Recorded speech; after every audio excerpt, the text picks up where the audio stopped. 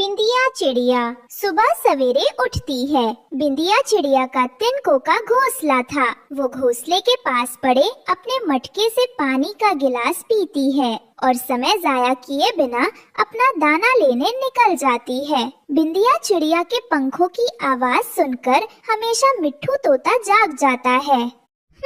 बिंदिया चिड़िया तो चली भी गई, मुझे भी जल्दी जाना होगा। माँ ने कहा था दाना ढूंढना है तो घर से सुबह सवेरे निकलना होगा। मिट्ठू तोता एक अंगड़ाई लेता है और बिंदिया चिड़िया के पीछे पीछे निकल जाता है।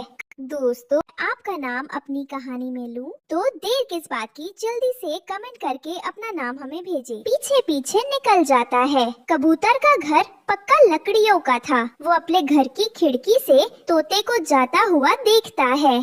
आज मुझे देर हो गई, तोता मुझसे पहले निकल गया। हमेशा मैं तोते से पहले भोजन लेने जाता हूँ। कबूतर अपने घर से निकलता है, घर का दरवाजा बंद करता है और सीधा रानो चिड़िया के दरवाजे पर जाता है और दस्तक देता है। उठे उठे रानो चिड़िया, उठे, मैं आ गया हूँ।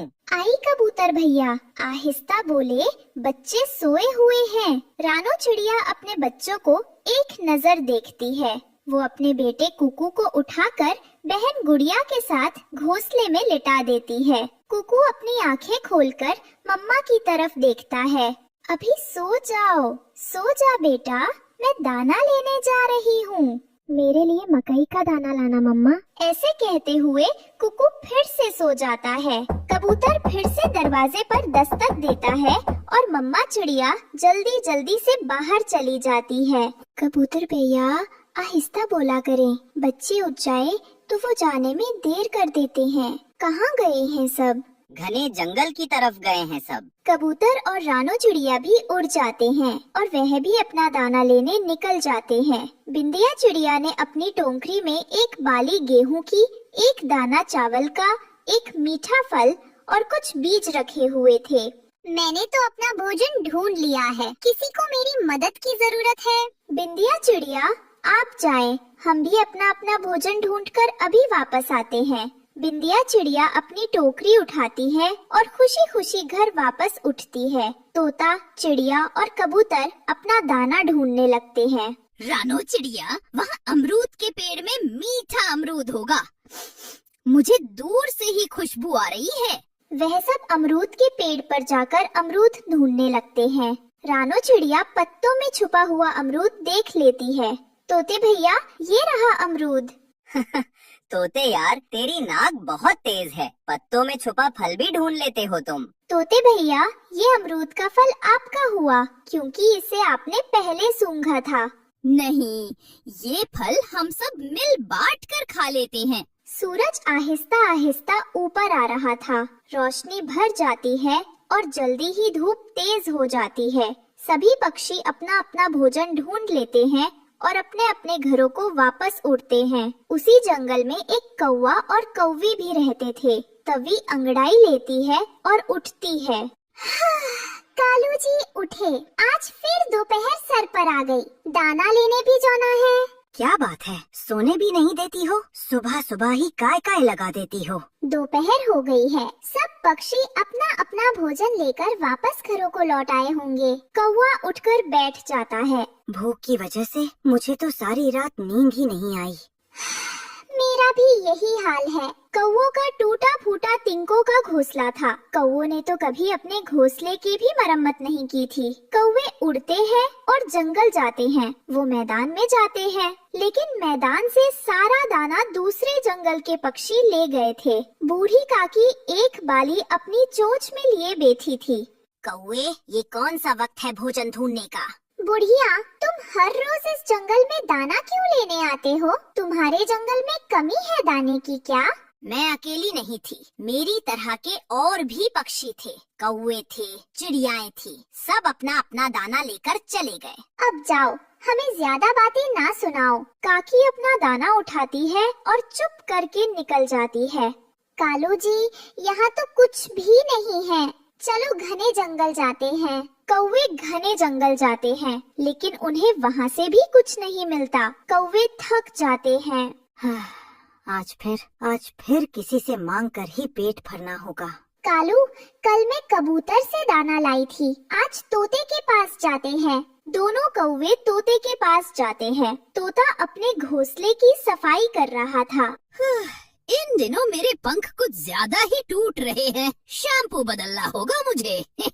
तोते, पेट खाली है, भूख से बुरा हाल है। मैदान में गए, घने जंगल के हम, हर जगह के, लेकिन कहीं से एक दाना भी नहीं मिला।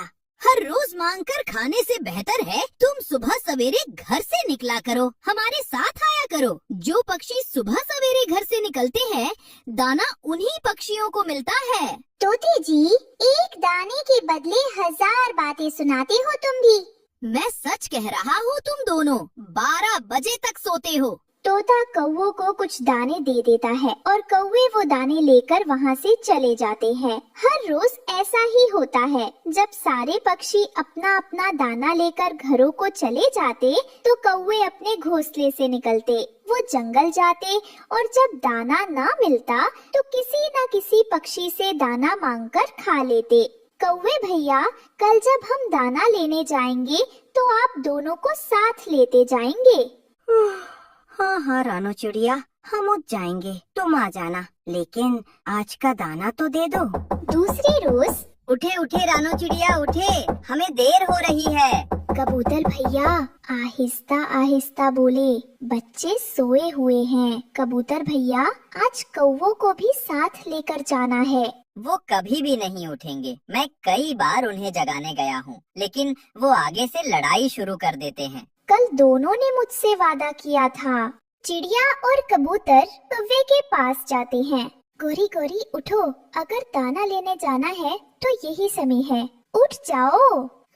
चिड़िया चुप कर जाओ, आहिस्ता बोलो, सारी रात मुझे नींद नहीं आई और अब आकर तुमने चू चू शुरू कर दी है। मैंने कहा था ना कि ये कौवे आलसी हैं। आलसी होगा तेरा बाप, चल निकल यहाँ से, गंदी आंखों वाला कबूतर। चिड़िया और कबूतर वहाँ से चले जाते हैं और गोरी फिर से सो जाती है। दोस्तों, आज कोई भी पक्षी कौवों को दाना नहीं देगा। जब तक हम कौवों को दाना देते रहें, उन कौवों का आलस दूर नहीं होगा। अगर हम उन्हें दाना नहीं देंगे तो वो भूख से मरते खुद ही जल्दी घर से निकलेंगे। कालू जी, चलो बिंदिया चिड़िया के पास जाते हैं। कौवे बिंदिया चिड़िया के पास जाते हैं, लेकिन आज तो सभी पक्षियों ने सलाह की हुई थी कि कोई भी कौवों को दाना नहीं देगा। कौवे भूखे ही अपने घोंसले में लौट जाते। दूसरी सुबह फिर से चिड़िया, तोता और कबूतर कौवों को जगाने जाते हैं। कौवे भूखे थे, इसलिए वो पहली आवाज पर ही उठ जाते हैं। कौवो, हम जा रहे हैं, जल्दी से भोजन लेने आ जाओ, यही समय है। कौवे झट से उठकर बैठ जाते हैं और पक्षियों के पीछे पीछे उड़ते हैं। आज पहली बार कौवे सुबह सुबह उठे थे, इसलिए उन्हें सुबह की ठंडी हवा में उड़ने का बहुत मजा आ रहा था। वो दाना ढूंढते हैं और पेट भरकर खाते हैं। कौवे भैया, सच सच बताओ, सुबह उठना बेहतर है या मांग टांग कर दाना खाना? रानो चिड़िया, आप सबके साथ दाना लेने जाने का बहुत मजा आया। हम वादा करते हैं, आज से हम भी आप सबके साथ ही दाना लेने जाया करेंगे। सॉरी दोस्तों, अगर मैंने किसी को कुछ उल्टा सीधा बोला हो तो।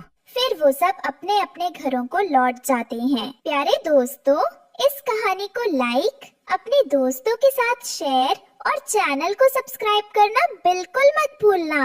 आपका धन्यवाद। गोरी गोरी बर्बाद कर दिया इस बर्फ ने हमें। गोरी, अब हम कहाँ जाएंगे, क्या करेंगे? मुझे तो बहुत डर लग रहा है, ऐसी ठंड में हम कहाँ जाएंगे गोरी? कालू जी, हमें जल्द से जल्द कोई जगह ढूंढनी होगी, वरना हम ठंड से मर जाएंगे। कालू जी, वो देखें, रानो चिड़िया का घर। क्यों ना हम धोखे से रानो चिड़िया के घर पर कब्जा कर लें। जंगल में सर्दियों का मौसम था। हर तरफ जंगल में बर्फ ही बर्फ थी। रानो चिड़िया और उसकी प्यारी सी बेटी गुड़िया एक छोटे से घास के घर में रहा करती थी। उनका घर छोटा जरूर था, परंतु उसमें प्यार और ममता भरी हुई थी। रानो चिड़िया गरीब थी, परंतु वह अपनी मेहनत और समझदारी से अपनी बेटी की अच्छी देखभाल किया करती थी। जंगल में ठंडी ठंडी हवाएं चल रही थी, पेड़ पौधे बर्फ से ढके हुए थे। वहीं रानो चिड़िया अपने घर के अंदर बैठी हुई थी और वह गुड़िया को समझा रही थी। गुड़िया बेटी, सर्दियाँ बहुत ज्यादा मुश्किल होती हैं और सर्दियों में खाना ढूंढना तो और ज्यादा मुश्किल हो गया है। हाँ मम्मा, परंतु आप चिंता ना करें, हम दोनों एक साथ मिलकर खाना ढूंढेंगे और जब बर्फ पिघल जाएगी तो सब ठीक हो जाएगा मम्मा। हाँ मेरी गुड़िया बेटी, बस हमें हिम्मत नहीं हारनी, हमें हिम्मत के साथ मिलकर एक दूसरे का ख्याल रखना है। हमें इस बर्फ से और इस ठंड से अपनी जान बचानी है। हाँ मम्मा, आप और मैं एक दूसरे के साथ हैं तो हर मुश्किल छोटी है, हम हर मुश्किल का सामना कर सकते हैं मम्मा। मेरी प्यारी गुड़िया बेटी, आप बहुत ज्यादा समझदार हो गई हैं। वहीं जंगल में बर्फीला तूफान चल रहा था। कालू कौवा और गोरी कौवी का घर एक ऊंची टहनी पर बना हुआ था। वह बर्फ का वजन सह नहीं कर पाता और उनका घर टूट जाता है। कालू कौवा और गोरी कौवी तो ठंड से कांपने लगते हैं। वे ठंड से कांपते हुए बस इधर उधर देख रहे थे। कालू कौवा गुस्से में अपनी पत्नी से कहता है, गोरी गोरी, बर्बाद कर दिया इस बर्फ ने हमें। गोरी, अब हम कहाँ जाएंगे, क्या करेंगे? मुझे तो बहुत डर लग रहा है, ऐसी ठंड में हम कहाँ जाएंगे गोरी? कालू जी, हमें जल्द से जल्द कोई जगह ढूंढनी होगी, वरना हम ठंड से मर जाएंगे। कालू जी, वो देखें, रानो चिड़िया का घर, क्यों ना हम धोखे से रानो चिड़िया के घर पर कब्जा कर लें। हाँ गोरी, एक काम करते हैं, हम उस छोटी चिड़िया को घर से बाहर निकाल देंगे और आराम से उसके घर में रहेंगे। हाँ कालू जी, चले चले उस छोटी चिड़िया के घर में जाते हैं। ऐसा कहकर वे दुष्ट कालू कौवा और गोरी कौवी सीधे रानो चिड़िया के घर में चले जाते हैं। कालू कौवा रानो चिड़िया के घर में जाकर उससे कहता है, रानो बहन, तुम्हारा घर तो बहुत ज्यादा आरामदायक लग रहा है, क्या हम कुछ दिन यहाँ ठहर सकते हैं? कालू जी, पूछ क्या रहे हो? रानो बहन कौन सा मना करेंगी। क्यों रानो बहन, आपका घर और हमारा घर एक ही बात है, हम यहाँ रह सकते हैं ना रानो बहन? रानो चिड़िया के कुछ समझ नहीं आ रहा था कि वह कालू कौवे को क्या जवाब दे। वह काफी झिझकते हुए कहती है, कालू भैया, गौरी बहन, मेरा घर बहुत ज्यादा छोटा है। छोटी चिड़िया, तेरा घर छोटा है तो क्या हुआ, हमें जगह चाहिए बस। हो छोटी चिड़िया, ज्यादा चू चू चू चू मत कर, मैंने कह दिया कि हमें जगह चाहिए तो चाहिए। ऐसे ही वह दुष्ट पति पत्नी जबरदस्ती छोटी चिड़िया के घर में घुस जाते हैं। रानो चिड़िया बहुत ज्यादा घबराई हुई थी। वह अपने बच्चों को लेकर एक कोने में सिमट जाती है। रानो चिड़िया अपनी बेटी को देखती है जो डर से कांप रही थी। रानो चिड़िया फैसला करती है कि उसे कुछ करना होगा। गुड़िया बेटी, आप डरे नहीं, मम्मा आपके साथ हैं, आप बिल्कुल भी फिक्र ना करें, हम एक नया घर बनाएंगे बेटा। परंतु मम्मा, इस ठंड में हम नया घर कैसे बनाएंगे? बाहर बहुत ज्यादा ठंड हो रही है मम्मा। रानो चिड़िया अपनी बेटी से मुस्कुराते हुए कहती है, गुड़िया बेटी, अगर हिम्मत और मेहनत हो तो कुछ भी मुमकिन है, आप बिल्कुल भी फिक्र ना करें, आप मेरे साथ है ना। मम्मा और बेटी मिलकर बहुत खूबसूरत सा मजबूत घर बनाएंगी। रानो चिड़िया की बेटी ये सुनकर खुश हो जाती है और उसे हिम्मत मिलती है। वह अपनी माँ के साथ उड़ती हुई जाती है। रानो चिड़िया अपनी पुरानी दोस्त सोन परी के पास जाती है। परी बहन, मुझे आपकी मदद चाहिए। परी बहुत ज्यादा अच्छी थी, वह बहुत प्यार से कहती है, हाँ हाँ रानो, बताओ मैं तुम्हारी क्या मदद कर सकती हूँ। रानो चिड़िया दुखी होकर उसे सारी बात बताती है। सोन परी जी, कालू और गौरी ने हमारा घर छीन लिया है, हमें एक नया घर बनाना है, आप हमारी नए घर बनाने में मदद कर दें। अच्छा तो ये बात है, तो फिर देर किस बात की, चलो हम मिलकर एक बहुत ही सुंदर और मजबूत घर बनाएंगे। ऐसे ही रानो चिड़िया, गुड़िया और परी बर्फ के बड़े बड़े टुकड़ों को इकट्ठा करती हैं। वह मिलकर एक बहुत ही खूबसूरत सा बर्फ का घर बनाती हैं। घर में छोटे छोटे दरवाजे और खिड़कियाँ भी होती हैं। जैसे ही घर बनकर तैयार हो जाता है, गुड़िया को वह घर बहुत ज्यादा पसंद आता है। गुड़िया बहुत ज्यादा खुश होकर अपनी माँ से कहती है, आहा मम्मा, ये घर तो बहुत ज्यादा सुंदर है, मम्मा जी देखें, हमने कर दिखाया। रानो चिड़िया भावुक होकर अपनी बेटी से कहती है, हाँ गुड़िया बेटी, ये घर हमारी मेहनत और प्यार से बना है, सुंदर और मजबूत तो होना ही है। वही परी भी उन माँ बेटी को खुश देखकर बहुत ज्यादा खुश हो जाती है। अब तुम्हें किसी से डरने की जरूरत नहीं है, ये घर बहुत ज्यादा मजबूत और सुरक्षित है। ये घर ठंड में गर्म और गर्मी में ठंडा रहेगा। परंतु यही बात कालू और गौरी को पता चल जाती है और वे वहाँ आ जाते हैं। कालू को वो गुस्से से कहता है, रानो चिड़िया, तूने नया घर बना लिया, तुम्हारी हिम्मत कैसे हुई? अब ये घर भी हमारा है। निकलो रानो चिड़िया, यहाँ से बाहर निकलो, ये सुंदर घर सिर्फ हमारा है। तभी वहाँ पर सोनपरी सामने आ जाती है। बस बहुत हो गया, ये घर तुम इनसे नहीं छीन सकते। अगर तुमने ज्यादा जोर जबरदस्ती की तो मैं तुम्हें अपनी जादुई शक्तियों से कैद कर दूंगी। परी का इतना गुस्सा देखकर कालू कौवा और गौरी कौवी बहुत ज्यादा डर जाते हैं। कालू कौवा शर्मिंदा होकर गौरी से माफी मांगता है। रानू बहन, हमें माफ कर दो, हमने लालच में आकर बहुत ज्यादा गलत किया। हाँ रानू बहन, हम ठंड से बहुत ज्यादा डर गए थे, इसलिए हमने ऐसा किया। हमने तुम्हारे घर पर कब्जा किया, परंतु अब हमें समझ आ गया है कि हमें तुम्हारे साथ बुरा नहीं करना चाहिए था। रानू चिड़िया दिल की बहुत ज्यादा अच्छी थी।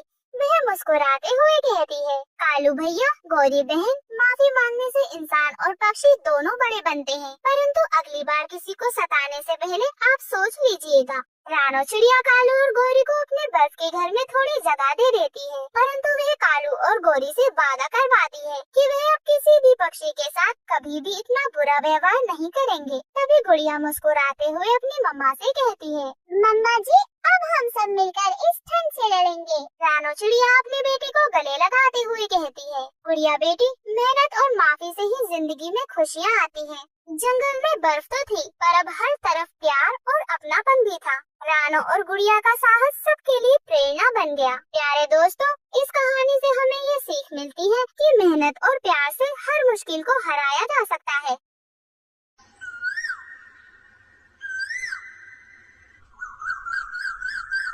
सुबह सुबह का समय था। रानू चिड़िया अपने पति टुन्नू चिड़े के साथ घोंसले में बैठी हुई थी। तभी रानू चिड़िया परेशान होते हुए टुन्नू चिड़े से कहती है, टुन्नू जी, हमारे पास खाने के लिए कुछ भी नहीं बचा है। कल तो बच्चे भूखे पेट ही सो गए थे, अब क्या करेंगे हम? रानू, तुम परेशान मत हो, मैं जंगल में और मेहनत करूँगा, कहीं न कहीं से दाना मिल ही जाएगा। टुन्नू जी, आपकी मेहनत से घर तो चल रहा है, परंतु कब तक? हमें कुछ न कुछ तो करना ही होगा ना, जिससे हमारा भविष्य सुधर सके। उन दोनों की बातें दोनों बच्चे सुन रहे थे। वह बच्चे उनकी बातें सुनकर चुपचाप रोने लगते हैं। तभी रानू चिड़िया उनके पास जाकर उन्हें प्यार करती है और उनसे कहती है, मेरे बच्चों, बस थोड़ा इंतजार करो, तुम्हारे पापा कुछ न कुछ जरूर ले आएंगे। रानू, मैं वादा करता हूँ, आज मैं दाना लिए बिना वापस नहीं आऊँगा। और ऐसे ही टुन्नू चिड़ा जंगल के एक कोने में पहुँच जाता है। हर तरफ सूखे पत्ते और टूटी हुई टहनियाँ थी। वह थककर एक पेड़ की शाखा पर बैठ जाता है। तभी उसकी नजर एक बूढ़ी और कमजोर गाय पर पड़ती है। गाय के शरीर पर कुछ जख्म हुए हुए थे। गाय तो बहुत ज्यादा कमजोर लग रही थी। तभी वे गाय टुन्नू चिड़े से कहती है, बेटा, क्या तुम मेरी मदद कर सकते हो? अरे, तुम तो बोल सकती हो। हाँ बेटा, मैं जादुई गाय हूँ, लेकिन मैं बीमार और कमजोर हो गई हूँ। अगर तुम मेरी देखभाल करोगे तो मैं तुम्हारी सारी मुश्किलें दूर कर दूंगी। टुन्नू थोड़ी देर सोचता है और उसके बाद बोलता है, तुम्हारी हालत बहुत ज्यादा खराब है, मैं तुम्हें ऐसे नहीं छोड़ सकता। मैं तुम्हें अपने घोंसले तक ले जाऊंगा। मेरी पत्नी और मैं, हम दोनों मिलकर तुम्हारी सेवा करेंगे। और ऐसे ही फिर टुन्नू चिड़िया उस गाय को रानू चिड़िया के पास लेकर आता है। रानू चिड़िया बहुत ज्यादा हैरान थी। टुन्नू जी, ये गाय कहाँ से आई? रानू, ये एक जादुई गाय है, लेकिन ये बहुत ज्यादा कमजोर है। अगर हम इसकी सेवा करेंगे तो ये हमारी मदद करेगी। तभी रानू चिड़िया मुस्कुराते हुए कहती है, आपने बहुत अच्छा किया टुन्नू जी, कम से कम हमारी मेहनत किसी के काम तो आएगी, ये अच्छा होगा। और फिर रानू और टुन्नू दोनों मिलकर उस गाय की सेवा करते हैं। दोनों मिलकर गाय को हरी हरी पत्तियाँ खिलाते हैं, उसे पानी पिलाते हैं और उसकी चोटों पर औषधि भी लगाते हैं। धीरे धीरे गाय ठीक होने लगती है और ऐसे ही कुछ समय बाद गाय पूरी तरह से स्वस्थ हो जाती है। वह गाय चमकने लगती है। एक सुबह गाय रानू और टुन्नू को बुलाती है। रानू, टुन्नू, तुमने मुझे नई जिंदगी दी है। मैं तुम्हें एक तोहफा देना चाहती हूँ। ये जादुई घर तुम्हारा है, इसमें हर चीज होगी जो तुम्हें चाहिए, लेकिन याद रखना, इसका गलत इस्तेमाल मत करना। रानू चिड़िया की आंखों में आंसू आ जाते हैं। हमें आपसे कुछ नहीं चाहिए, बस आपका आशीर्वाद ही चाहिए। हमारे लिए आपका आशीर्वाद ही काफी है। तुम जैसे मेहनती और ईमानदार लोगों का हक है ये। अब तुम जाओ और अपनी जिंदगी खुशी खुशी से जियो। कुछ ही दिनों में पूरे जंगल में उस जादुई घर की खबर फैल जाती है। तभी भीम शिकारी बाज को जब ये बात पता चलती है तो वह क्रोधित हो जाता है। जादुई घर, और वो भी इतने छोटे पक्षियों के पास। मैं इस पर कब्जा कर लूंगा और फिर मुझे कभी कोई शिकार नहीं करना पड़ेगा और फिर जंगल के सारे पक्षी मेरे कदमों में होंगे, सभी मुझसे डरा करेंगे। और फिर वह शिकारी बाज रानो और टुन्नू के घोंसले पर हमला कर देता है।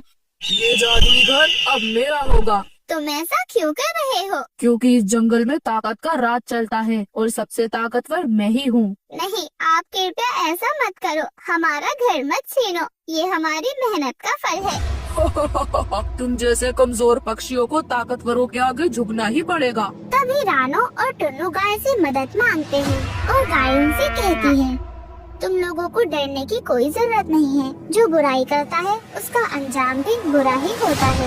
लेकिन हम क्या कर सकते हैं, हम तो इतने छोटे छोटे हैं और वो बाज बहुत ताकतवर और बड़ा है। तुम्हारा हौसला ही तुम्हारी सबसे बड़ी ताकत है। तभी वह गाय जादुई शिकारी बाज को जंगल से बाहर भगा देती है। रानो चिड़िया उस गाय का धन्यवाद करती है। आपका बहुत बहुत धन्यवाद, हम आपका आभार कैसे माने। तुम दोनों ने मेरी मदद की थी और इसके बदले में ये कुछ भी नहीं है। एक दूसरे के बुरे वक्त में काम आना, यही इस जंगल का नियम है। टुन्नू चिड़ा अपने बच्चों से कहता है, बच्चों याद रखना, मेहनत और ईमानदारी से जीने वाला हमेशा जीतता है और लालच करने वाले का अंत हमेशा बुरा होता है। तभी वह गाय उन्हें आशीर्वाद देती है और उनसे कहती है कि वह उनकी हमेशा मदद करेगी। रानो और टुन्नू का घोंसला अब बिल्कुल सुरक्षित है, लेकिन जंगल का बाज भीम वह फिर से रानो चिड़िया के जादुई घर पर अपना कब्जा करना चाहता था और इस बार वह अकेला नहीं था, बल्कि जंगल के अन्य शिकारी पक्षियों को भी वह अपने साथ लेकर आया था। ये सब हमें चाहिए, ये सब अब हमारा होगा, हम सब इससे मिलकर इसे छीन लेंगे। वही रानो और टुन्नू को भी बाज भीम के आने की भनक लग जाती है। वह घबराते नहीं हैं, बल्कि साथ मिलकर एक योजना बनाते हैं। टुन्नू जी, हमें डरने की कोई जरूरत नहीं है, हमें अपनी पूरी ताकत से इस घर की रक्षा करनी होगी। हम इस घर को किसी के हाथों नहीं जाने देंगे। हाँ रानो, तुम बिल्कुल ठीक कहती हो, हम अपनी मेहनत की कीमत समझते हैं और हम इस घर की सुरक्षा करेंगे, चाहे हमें किसी से भी लड़ना क्यों ना पड़े। अब इस जादुई घर को कोई नहीं बचा सकता। अगर अपनी जान प्यारी हो तो तुम इस घर को छोड़ दो। और ऐसे ही वह बाज भीम और शिकारी सभी मिलकर पूरी ताकत से घोंसले की ओर बढ़ते हैं। लेकिन टुन्नू चिड़ा और रानो चिड़िया दोनों तैयार थे। वह दोनों फौरन उस शिकारी के आगे खड़े हो जाते हैं। अगर तुम्हें ये घर चाहिए तो तुम्हें हमारे ऊपर से होकर गुजरना होगा। और ऐसे ही उन सब में घमासान लड़ाई शुरू हो जाती है। रानो और टुन्नू अपने जोश और हिम्मत से शिकारियों का मुकाबला करते हैं। रानो चिड़िया तो बम पटाखों से उस शिकारी चील पर हमला करती है और टुन्नू भी एक रॉकेट से उन पर हमला कर देता है। तुम दोनों बहुत साहसी हो, पर मुझे अब तुम्हारी हिम्मत को तोड़ना ही होगा। तभी वह भीमबाज अपने पंखों की ताकत से एक शक्तिशाली हवा का झोंका भेजता है, जो रानो और टुन्नू को पीछे धकेल देता है। लेकिन तभी गाय की आवाज सुनाई देती है। वह अपनी पूरी शक्ति से उन शिकारियों को अपने जादू से घेर लेती है। रुको शिकारी बाज, तुम जैसे लोगों के होते हुए ये जंगल कभी भी सुरक्षित नहीं रह सकता। गाय अपनी जादुई शक्तियों से शिकारी पक्षियों को रोकती है और उन्हें अपनी जादुई शक्तिशाली रोशनी से डरा देती है। और जैसे ही भीमबाज और उसके साथी उस गाय की शक्तियों का सामना करते हैं, वह डर से कांपने लगते हैं। गाय की जादुई शक्तियों से भीमबाज और शिकारी पक्षी जंगल से बाहर फेंक दिए जाते हैं। वही रानो चिड़िया और टुन्नू चिड़िया का घोंसला अब सुरक्षित है। दोनों गाय के पास जाते हैं और उसका धन्यवाद करते हैं। गाय, तुमने हमारी मदद की, तुमने हमारे घर की रक्षा की और हमारी उम्मीद को वापस दिलाया। हम तुम्हारे बिना ये कभी भी नहीं कर पाते। तभी वे गाय मुस्कुराते हुए कहती है, तुम दोनों ने मुझे सेवा और प्यार दिया था और अब मैं तुम्हारे लिए हमेशा यहाँ रहूंगी। इस जंगल में ईमानदारी और मेहनत की शक्ति से किसी भी बुराई को हराया जा सकता है। रानो, टुन्नू और उसके बच्चे खुश होकर गाय के साथ अपने घर में सुरक्षित रहने लगते हैं। वह तो अब चैन की नींद सोते हैं और उनका घर फिर से शांति से भरा हुआ है। मेहनत और ईमानदारी से जीवन जीने वाले हमेशा जीतते हैं। बुराई, लालच और धोखेधड़ी का हमेशा अंत होता है।